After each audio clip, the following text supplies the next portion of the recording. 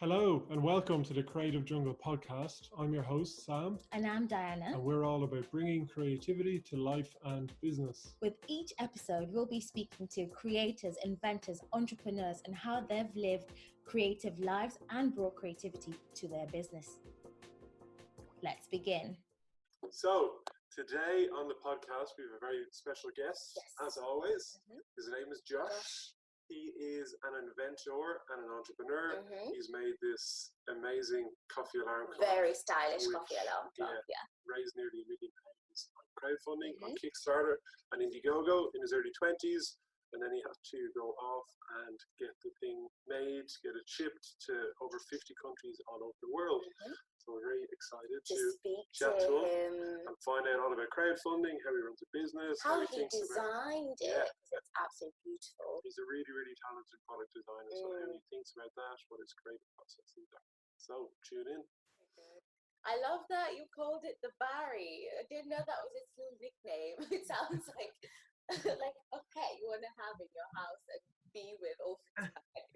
Yeah, it's kind of personalized it a little bit. I think it's because when I originally named it, it was obviously the Bariseur, and it's a combination of barista and connoisseur.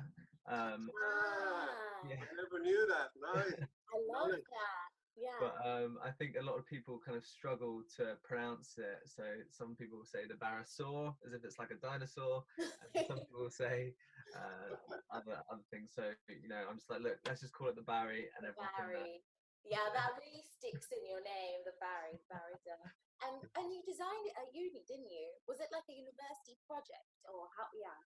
Exactly. Yeah, it was one of those things where we had a minor and a major project at university, and this was my major project. I studied product design at Nottingham Trent University, and it was something that you set your own brief, and my brief took quite a long time to actually flesh out a proper brief actually, but I was quite interested in sleep and how can I get more sleep, how can I get better sleep, how can I wake up feeling a bit more refreshed, and it's quite, there was a lot of research that went into it, and to cut a long story short, it was more so actually to encourage a ritual before going to bed, so it kind of sends signals for you to unwind. So whether it's like taking off your makeup or brushing your teeth, these are the good rituals to get into before going to bed that send signals to your body that okay, it's time to relax.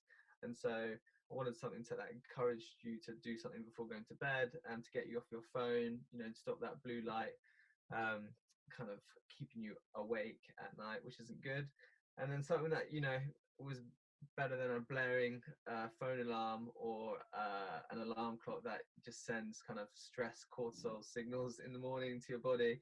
And so something that was a bit more would a bit more of an experience in terms of whether it's smell, touch, taste, and something that also you wanted to display on your bedside table, and just also inspired by the vinyl record player and seeing something happen amongst it. So the Bariseur was born in, I think it must have been 2014. I think I graduated.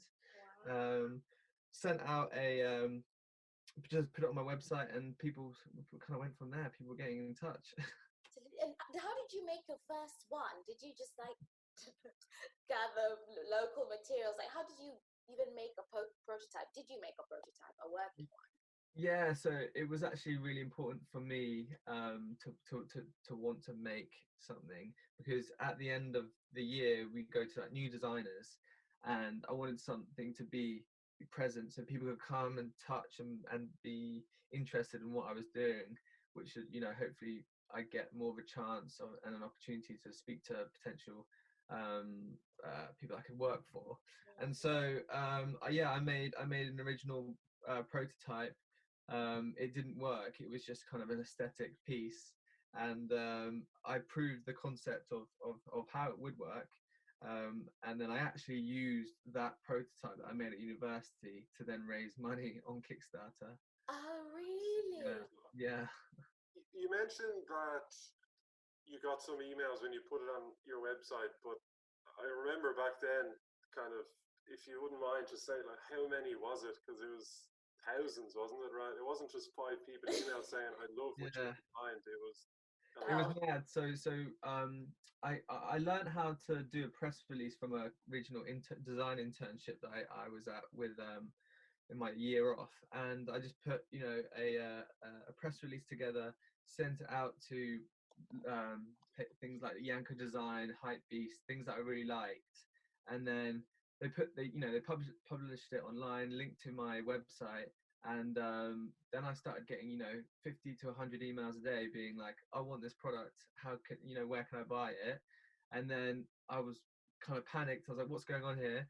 And then my friend actually said, why don't you put a register your interest link on the website? Nice. So we integrated that into the website, and then we got around 25,000 sign-ups, and I was kind of like, okay, well maybe I should just stop looking for another job and just maybe we can create something out of this, and then kind of went and found some product developers, said that can you help me make this and get this to market. And then I was looking at other people like the Princess Trust and Virgin Startup, because I had no idea about business. Went to Virgin Startup, and that's how I met you, Sam. And then you were my mentor. And never looked back. Yeah, I distinctly remember the day rocking in your shorts, kind of probably about half an hour late. Yeah, it sounds like me. But that's what I remember you showing me the email, because you're like, these people, lots of people just keep emailing me, and I didn't believe it really, and then you showed me, and it's just scrolling through your inbox, and there's tons of stuff there. Yeah. But on that, was the plan when you studied product design in university always to set up your own business, or did you always want to? No, you always wanted to work somewhere else. Well, that's the thing. I never ever was like, look, I was never really much of I didn't feel like I was entrepreneurial. I didn't feel like I would ever have a business of my own. It was more this vision of I'll graduate and I'll go work for a design studio, and kind of just and that was kind of it. It was I had interviews at places like no, it wasn't Procter & Gamble. What's the name of it? Seymour and Powell, which is a design agency, and that's where I saw myself in one of these big design agencies. I never ever thought that I could build something on my own, but I think that's the kind of the new era, right? I think it's a lot more accessible. Definitely. And like in terms of bringing this to the masses, when you got that 25,000 emails, you started crowdfunding to make this a reality. Like, what did you learn from that experience? What was it like? Because it's a quite daunting experience, but you did it so well. What kind of tips would you learn? Yeah, I think it was very, very lucky in terms of right place, right time. I mean, it gave me the confidence that the fact that I had those emails gave me the confidence to push forward.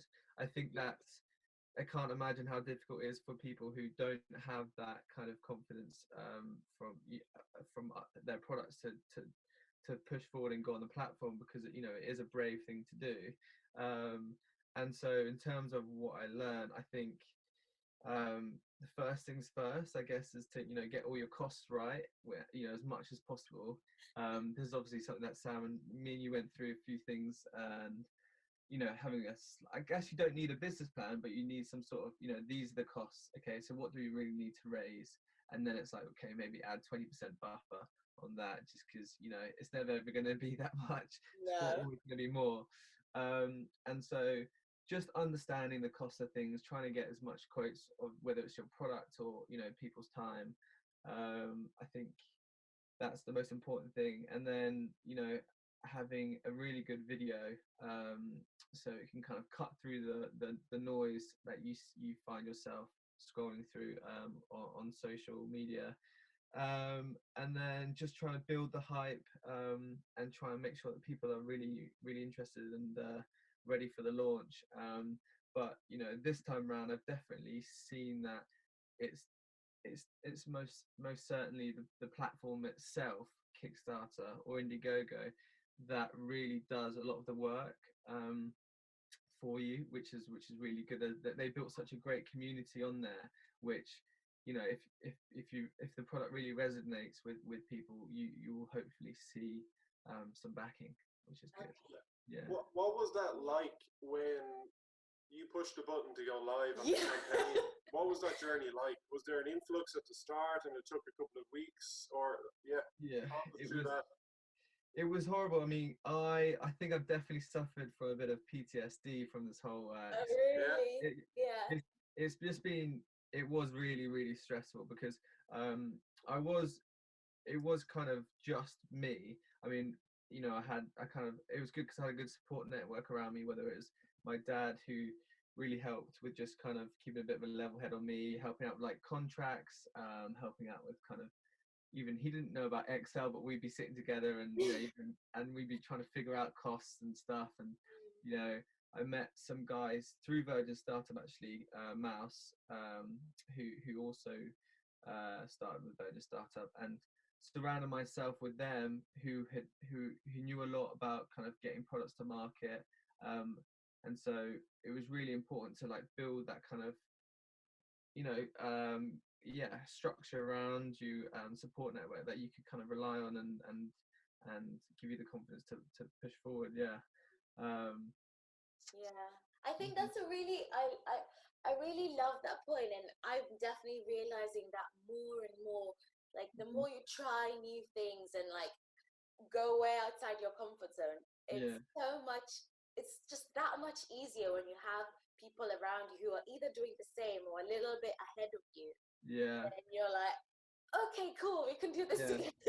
And that's the thing. So we had a date. We kept having to push the date back, and because the product wasn't ready and the prototypes weren't working, and so got to a point where I was like, look, I'm not waiting anymore. I've told the guys that we're going to launch. So we launched, pressed the button. I remember I was sitting in somewhere in Central, just in a coffee shop on my own at the time, and I think we raised £100,000 in 6 hours. And oh my goodness, I was like, what's going on? And then it kind of, we raised the same amount in the next 17 days, I think it was. Because, you know, it's traditionally, it spikes at the beginning because you have your early birds, people who really like have been following you, or the platform Kickstarter backers will try and get the best value. And then and it plateaued for ages. We set ourselves a target of £380,000, which is quite ambitious, but you know, it's we needed to be ambitious because we did need a lot of cash, you know, and we needed like another £100,000 and 1 week to go, and then Brexit happened, and then I remember just kind of being like, I'm never gonna make it, and then I think I ended up crying or something. And then I got a call from Virgin Startup being like, hey, I've got Richard Branson coming in, would you be up for meeting him? And I was just like, what's going on? It's like a sign from God or something. It was perfect timing, and that gave me a massive boost in terms of being able to like continue doing it. And so we managed to crawl over the line at the end of it. Amazing. Well, did you meet him? Sorry, did you meet Richard Branson? How was that? Yeah, so I think, were you there, Sam, at the time? I was awkward in the corner. It was so fun. It was amazing because, you know, he came in and he was speaking about Brexit, and he's talking about how it was really important for, you know, businesses and small businesses that we, you know, remain in the EU, and he was talking about just his general kind of cool stories about how, you know, he used to hang out with the Rolling Stones and that kind of stuff. And he's obviously a very charming guy. And then he then came into a room where we were, which was like a few Virgin Startup people that had, you know, that were obviously using the grants, and he sat right next to me. So I was like, this is fantastic. And I had already prepared, you know, a big speech about, you know, trying to see if I can get him to invest, which is I don't know what I was thinking, but you know, everyone went around the room, spoke about what they were doing, and it came to me, and I was like, look, I've got this product on Kickstarter. You know, I've been speaking to someone at Virgin Hotels. You know, what would you think? Let's do this. And he's just like, yeah, maybe not, but it was You got awesome. the picture. Great. You got the picture of the Barry, you and him, which is very cool. Yeah, exactly. I mean, someone took a great photo, and I was like, you know, if I don't make it, at least I got this picture, and it was cool. You know. Yeah.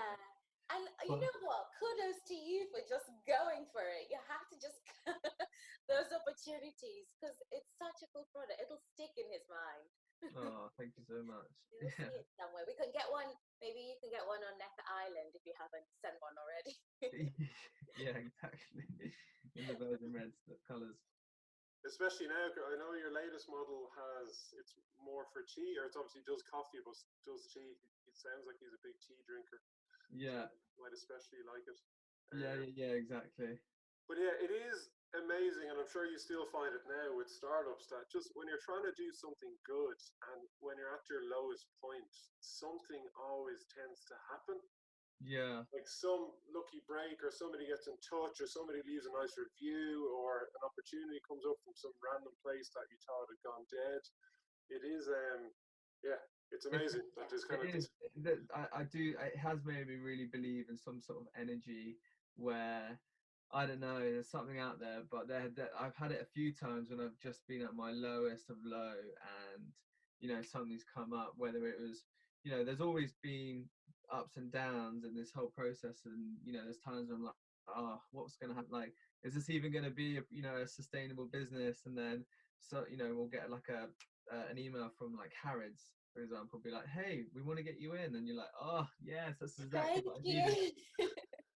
So yeah, I mean, that's the thing, it's just trying to keep a consistent head when you're just, you know, going through the ups and downs, which is the most difficult thing. Yeah, absolutely.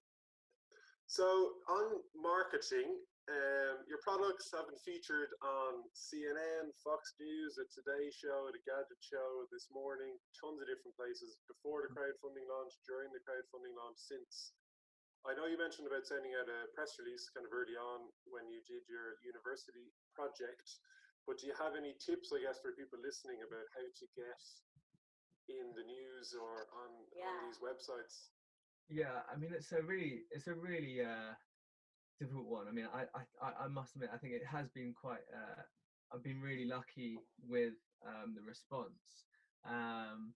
You know, I think the product is quite PRable in a sense of, you know, it's quite an easy thing to write about in terms, you know, wake up to the smell of coffee. It's quite, and the product itself is quite visually striking in a sense. So it's been, I guess it all depends on the product, and I guess what you're doing in order to kind of get that press.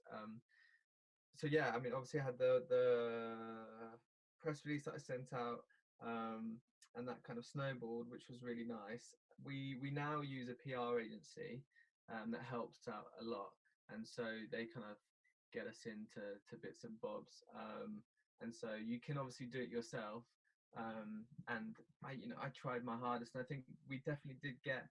It's hard to know, I think, with press, because you don't know if it was your email or if they saw it on someone else's feed.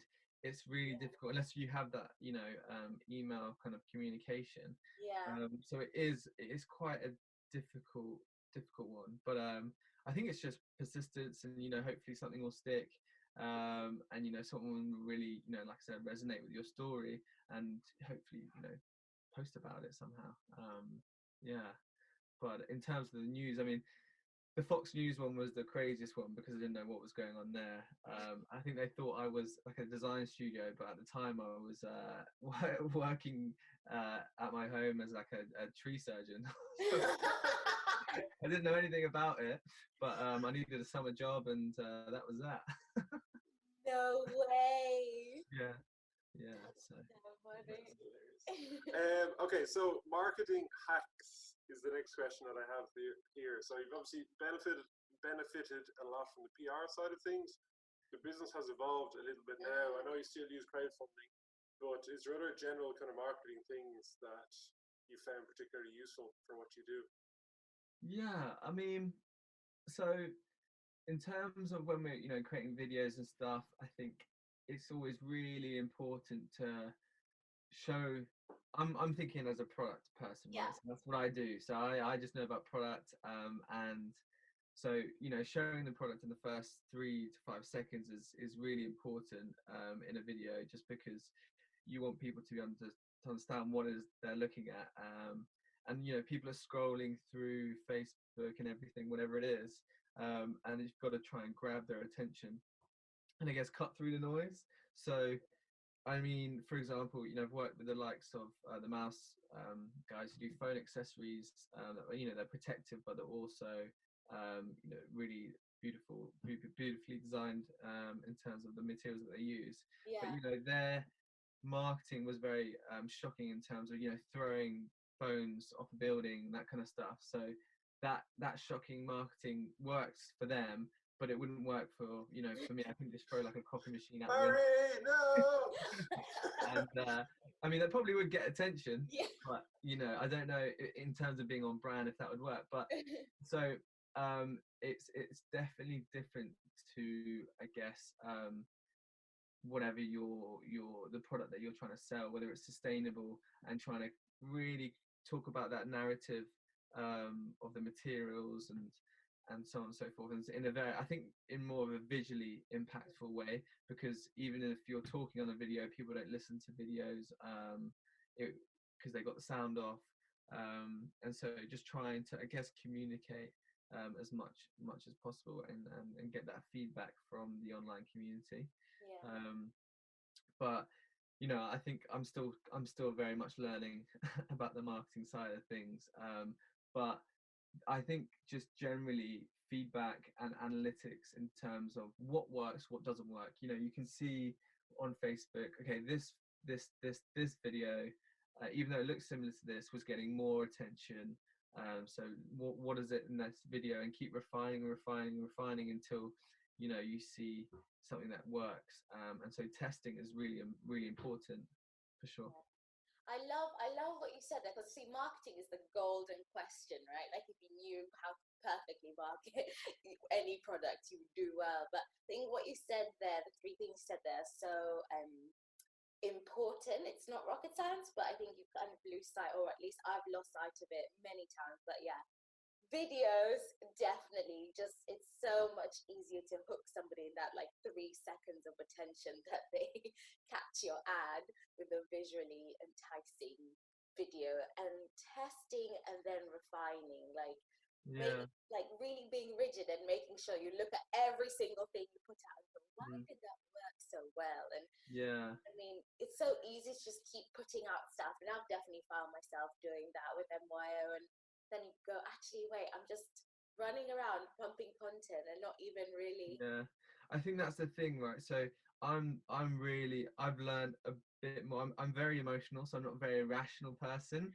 So I find it, I have loads of ideas. I'll just try and do that and that and that and see what sticks, which does work at times. But when it comes to marketing, you want to make those small incremental changes, so what change was making that impact. Because if you're making 4 changes, and then you put the video out, it's like, well, what was the change that created that impact? And so just trying to be a bit more rational about the process and getting that feedback and learning from the response, for sure, is hard. It takes time and it takes patience, but it's like, I guess, in the long run it will be worth it when you can learn it. I would say as well, it kind of takes confidence, because like us, as Anna mentioned, we do like 10, 15 different things, blogs, make sure the website SEO is good, do some Facebook ads, try and get PR, all those kind of things. And we don't really have a handle yet, 3 years in, of what really works. And it's like, we almost need to just have more confidence in what we're doing, target a few key areas, test them, as you say, get feedback, see what works, what doesn't. And that helps you get closer. Our reaction usually is, if we need more sales, is do more of everything rather than kind of, let's just think long term and focus on a few key things that we have an instinct might work, and test them and actually see that out and figure if that is the right thing. Well, that's the thing. I mean, we find ourselves doing things that, you know, we'll do a post on our website of a blog, and it will look really cool, but then it's like, okay, well, how many people are actually going on that page? How many people are viewing it? And if, you know, only 3 people are viewing it and you're getting, you know, 10,000 traffic, then is it really worth you spending that time? Where, you know, if we were to do something that we're probably not as good at, you know, sometimes I hold my hand up, you know, I just do a blog or do something that I'm good at because it makes myself feel worthy, or, you know, I'm happy to do it. But it's a release. is that the thing that's going to be driving the most impact for the business? Well, no. Okay, maybe you should do, I don't know, some, you know, business development, or, you know, reach out to retailers and be hustling that way. So yeah, it's whatever, I guess, makes the most impact, which is always the hardest thing. Yeah, definitely. Yeah. And then in terms, well, moving to your design and creative mindset, this I really want to, because, you know, as you said, I'm a product person, this is what I do, and I really want to pick your brain on that, because I'd love to know how you get into that mindset of designing a new product, or thinking, okay, now we're going to develop version 2 or a different version. Like, is there a process that you go through, or like, how do you get inspired, and then how do you follow that on all the way into actually making? Yeah, I think it's I wish I had this really romantic idea of like my process that I follow. You know, I sit down with my coffee and I've got this, but it's like, it's always just something in which, you know, like I said, there's always so much to be doing, and it's actually such a rare time that we manage to sit down and think about kind of the product development side of things. But now that we've got a team, I've got this new guy who started called Dan. It's almost been a year now, actually, and he's a really good product designer and engineer. And, you know, in terms of our process, you know, we'll sit down and look at what things we need to refine, and especially because we've got a community that we've built, we can also get that feedback, whether it's online, whether it's on us Instagram, people saying, the coffee isn't as good, that, you know, you could do this or you could do that. And so we'll just try and take that feedback on board and just constantly refine to create a better product. In terms of my process, I mean, I'm quite dyslexic, so it's quite easy for me to get into this creative mindset because I'm always quite a bit of a daydreamer. So I find it quite difficult to focus on the task at hand anyway, so I'm always in this weird creative space. But yeah, so I've got so many different ideas about the products that we could be launching, and we've made the mistake of launching products prematurely that don't actually make sense for the consumer. You know, for example, we did this olive bowl last year that was just these 2 nesting bowls, and you have your pistachios and you can get rid of the shells and hide the shells, and, you know, it had like the walnut wood and it had like the black base, which worked well with the colorways of the Bariseur. But as a consumer journey, you know, what are you guys doing? So it's just trying to make sure that we can launch product that kind of makes sense and that, you know, fit as a family instead of just doing something here and there.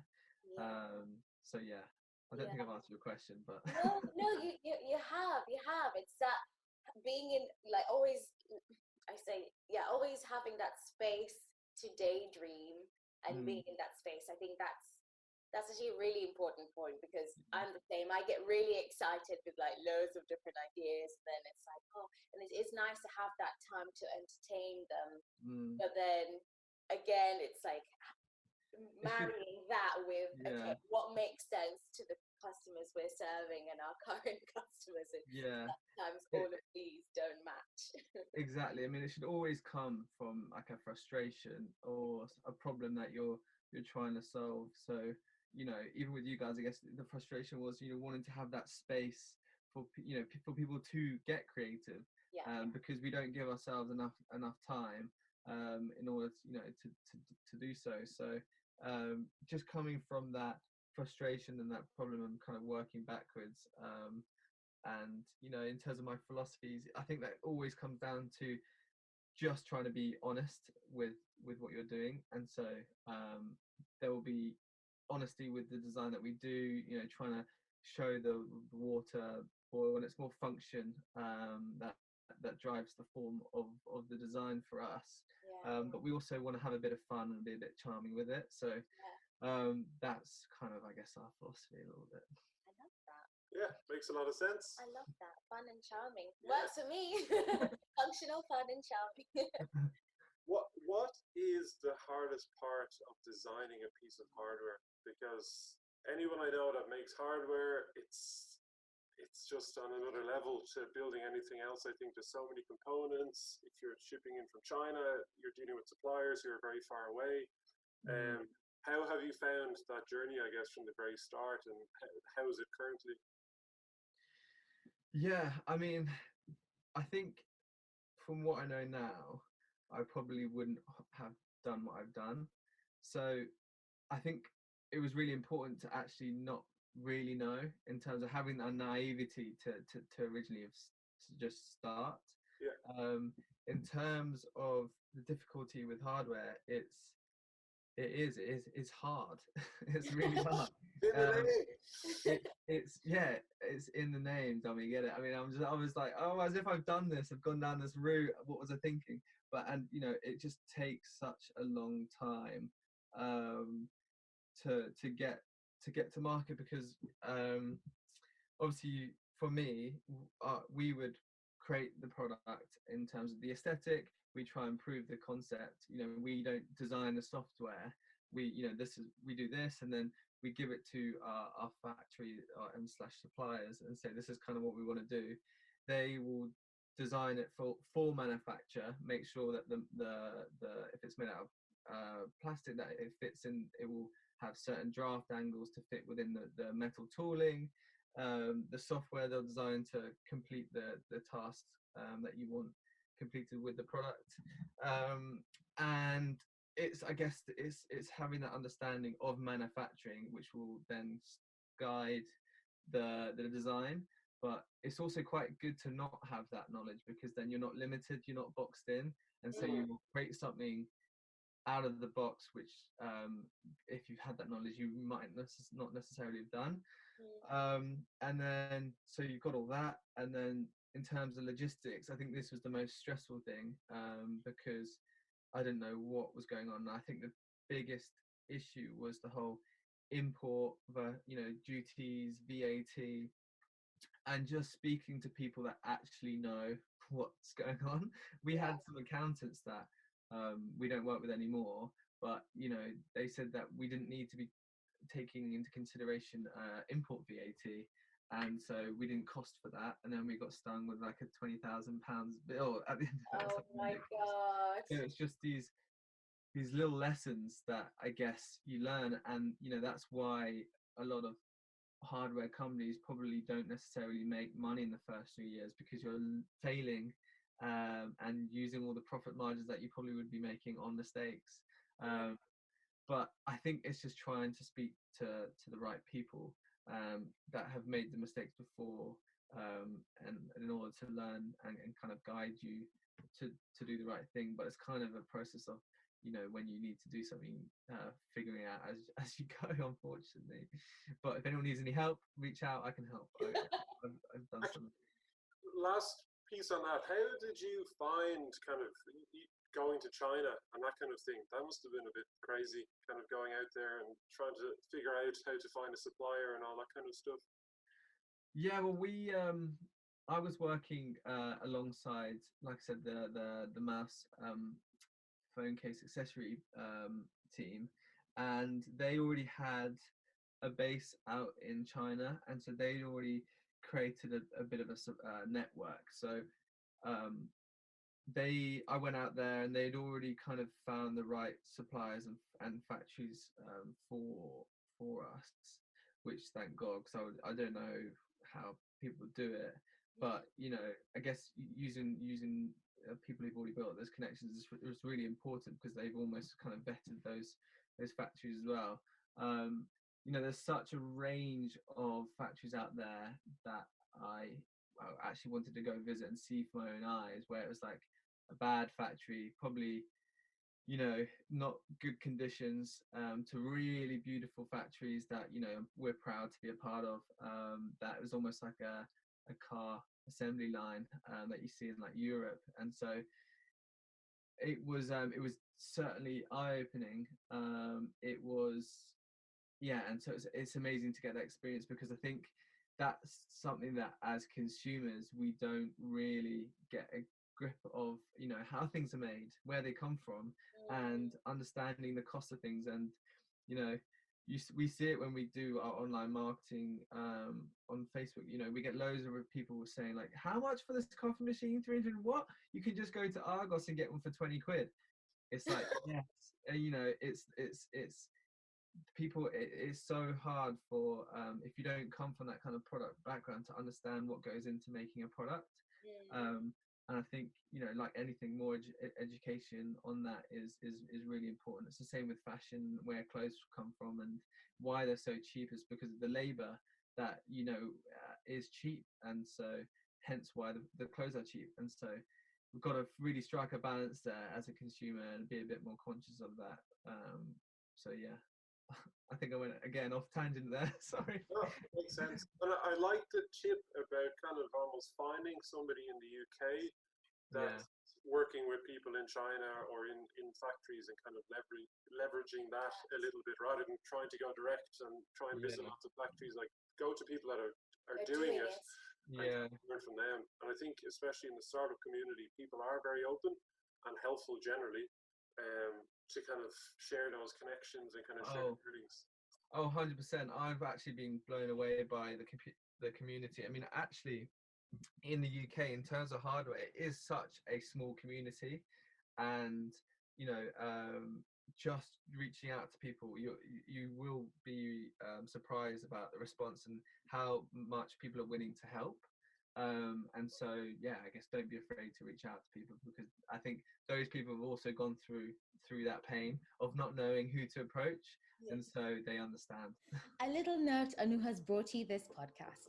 MYO Make Your Own produces branded creative content and runs creative classes for friends, families, and companies. Find out more at MYO London on Instagram. Creative Jungle Company is the home of this podcast, and as well as the podcast that we do creative kits for your company and friends, and all things creative thinking. Basically, we're all about bringing creativity to life and business. Find out more at Creative Jungle Co. on Instagram. Back to the podcast. Right. Now, I mean, we've kind of gone through this a little bit, but it sounds like one of your biggest learnings was on logistics, and I can 100% imagine. But other than that, what other big learnings have you had, or 2 or 3 big learnings that you've gone, oh my God, that you'd pass on to somebody who's trying to do something similar? Or launch a product-based startup, you'd be like, oh, you need to, I generally do think it is just trying to understand the costs. That is probably the biggest learning. I've only got a bit of a business bone in my body now because of what I've gone through, but I guess trying to find someone that complements, if you're just starting out on your own, finding someone that complements you in terms of your skill set from the beginning, that you can rely on, instead of, you know, you've got to wear so many hats at the beginning, whether it's you know, head of logistics, customer service, design, and so you're going to have to do a lot of jobs. So finding someone that can, you know, help out with the stuff that you're not good at from the beginning is, I think, would really help people's journey, because not only can they do the things that you're not good at, they can also be your soundboard for you. They can, you know, when you're down, they can be there to rely on, and you can just go through that journey together. I think the hardest bit is going through it solo and not being able to really kind of relate to someone else in the dark times. No, I completely hear you. Just bouncing ideas, and I think what you said about complementary skills is just so important, because at least then, sort of wearing 7 hats, you need to wear 3, one of which is, you know, your strength, like your real babe, you know, your real baby and passion. And I think that helps, and then that brings the whole business a few steps forward. We've definitely found that with Sam and I. Very different brains. Works well. We're just going out and meeting people, I think, is just super important, and getting amongst it and not being afraid to just kind of meet people and find new people that have gone through things before, because you'll never know how they can help as well, in terms of putting you into contact with someone that, you know, will really help.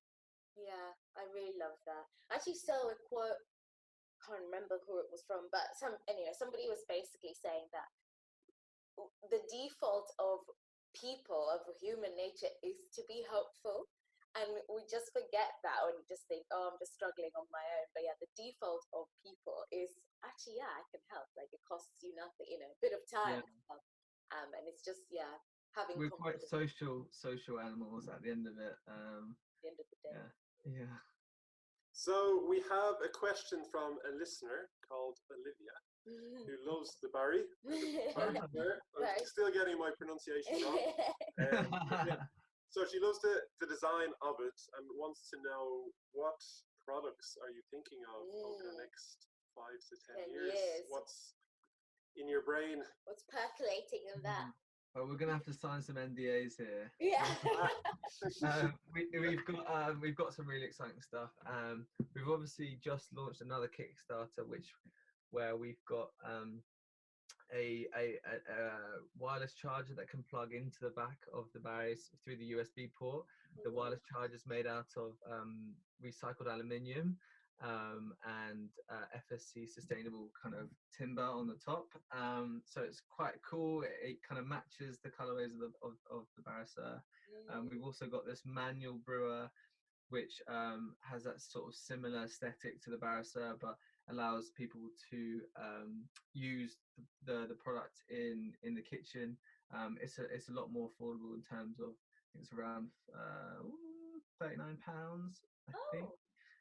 And so we've got that, which is I'm really excited about. We've got an incredible response from the Kickstarter community about that. In terms of 10 years time, we've had requests to do a 2-cup version. So we'll hopefully be working on that. We're also looking to go down the whiskey route. We've got some sort of things in that's kind of bubbling into kind of like a whiskey decanter set that kind of looks similar in the sense of the aesthetic that I think people quite like, in terms of alchemy feel. And you know, we've dabbled in some other things where we've made a coffee table made out of coffee waste. It was a collaboration with Smile Plastics, which was quite awesome.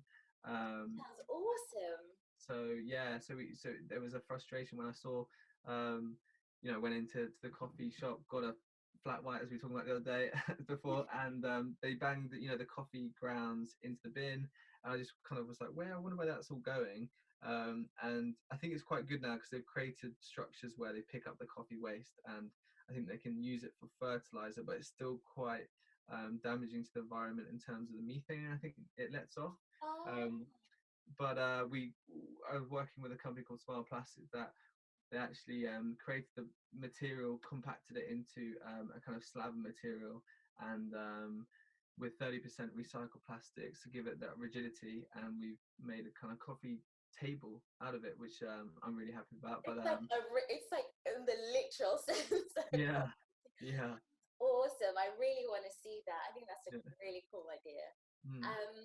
Speaking of products, are there any other random products you've seen being launched and you thought that's really cool, especially with your product design hat on? There's been some really cool stuff.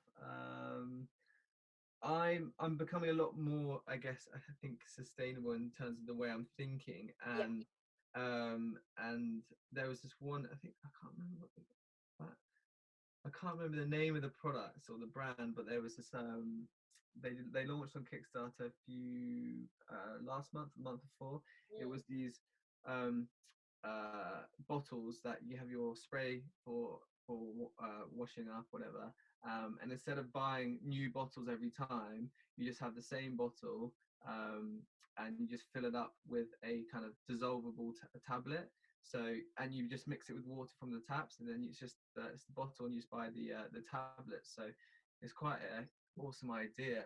Yeah. Which I thought that's quite a sustainable way of doing things instead of buying more plastic bottles. More plastic, Yeah. single use. Yeah. Oh, that's really good. So to kind of wrap up, because we're coming towards the end, we have 5 quick fire questions. So whatever pops into your head, go for it. No need to overthink. First one is, what is your favorite startup book and why? Ooh, Let My People Go Surfing by the Patagonia. Yes. I've read that recently. It's like been Sam's Bible. Yeah. Just the life that guy has, and I really appreciate it that he does the things that he really likes doing in that business, and kind of lets everybody else kind of do everything else. And there's obviously sustainability flows through everything, but kind of he's really set up a life that he wants and can enjoy, and a life for his employees that they want as well, which is awesome. It's that culture, right? I think it's more than just the product. It's the brand itself. People want to come and work for Patagonia due to that lifestyle that they've created. It is incredible. Another good one, Shoe Dog. I like that one by Phil Knight. That's very cool. Awesome. Yeah. I remember there's a picture of on your Instagram of you reading that in the bath. Oh yeah. But yeah, very good book. I think those 2 books actually, for anybody listening that's thinking of setting up a business, I'd recommend those also. Shoe Dog, mainly from just a persistence perspective. It's like Phil Knight, who back in it's kind of set in the 70s, I guess, or maybe early 80s. It's just the things that he had to go through to kind of get that business going. It's a very, very inspiring read. Yeah, very inspiring. What do you find best about working for yourself? I guess the flexibility, not having to worry about when I can't, I guess, take time off. I've been fired from an internship before previously, so I don't know if I do well with hierarchies and things like that. So I think, hopefully we can build something, a place to work where everyone has their roles and they just enjoy working at the company, and there's less of a hierarchy. It's more just facts, and if we should be doing this because, and not just because I'm the boss or whatever. Everyone can challenge everyone, which I quite like. I love that. Do you have any rituals in life or business that kind of really help either be more productive or be more mindful or to relax? Is there any balance? Yeah. Is there things you do every day, or is it just every morning take on the world? Good. That's a really, really good question. I think I'm always trying to create more rituals and stick to them. I think I think exercise is just super important.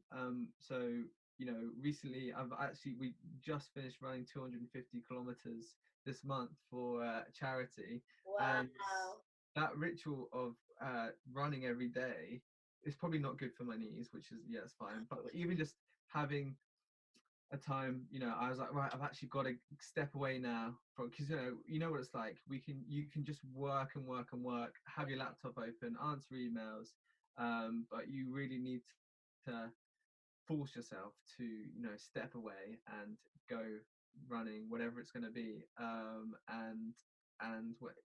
So my new ritual definitely is running. I like the headspace that it gives me. I can't physically be looking at my phone whilst I'm running. Listening to podcasts whilst you run is super amazing. And so getting that hour out and forced time to do so, I think is just super important. Hence why, even Phil Knight, he was constantly running, wasn't he? Yeah. Whether it's subconsciously running away from your problems, but no, it's not. It's good to get some headspace. Yeah, And then, yeah, last question, and you just touched on it actually, just on podcasts, going back to books, but what podcasts would you recommend to people? Obviously this one. Yeah. We've got, what have we got? They're kind of, I don't know. I mean, there's some good TEDx ones. There's a one called, there's a lady called Justina, I think Justina Green, that's doing a lot of design podcasts at the moment that I quite like. Obviously you got the Joe Rogan podcast. It seems a lot more conversational, which and it sometimes can go on at times, but it's, you know, the people he gets to talk to are super inspiring. But yeah, it definitely depends on, you know, what I'm trying to figure out at that time, whether it's I want to listen to a podcast on anxiety, or I want to listen to a podcast on design, or, you know, or just an inspirational one on TED. But yeah, there's a few out there. Yeah, it's such a good medium for finding out, about specific things as well. Like, say you're like, cool, I really want to find out about Facebook ads. Rather than spending 7 hours crawling through the internet and trying to figure it out, you can find a good podcast that has somebody who's an expert in it, and just in an hour get a whole distillation of lots of hints and tips and stuff. Yeah, exactly.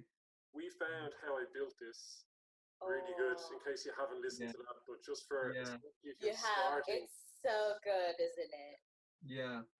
Oh, and the Monocle Guide to Business, I think, is a really good one as well. Yeah, that's a really, really good one. But yeah, How I Built This is awesome. Yeah.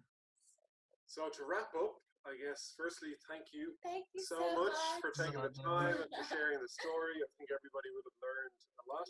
Yeah. Where can people find out about you? What websites or Instagram handles are best? Yeah, so www.joyresolve.com is where you can find us. You got Instagram @joyresolve, same as Facebook, same as Twitter. Hit us up, get involved. Get a coffee table. I love that name. I love Joy Resolve. It's a beautiful name. Oh, thank you so much. Thank you so much, Josh. No worries. Thanks for having me.